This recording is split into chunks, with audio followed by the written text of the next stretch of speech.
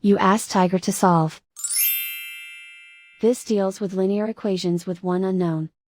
The final result is x equals 5. Let's solve it step by step.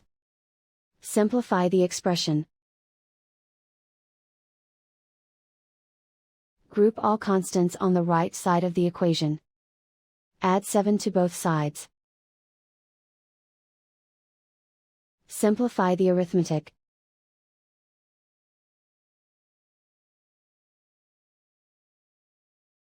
Isolate the x. Divide both sides by 10. Simplify the fraction. Find the greatest common factor of the numerator and denominator. Factor out and cancel the greatest common factor. And so the final result is x equals 5.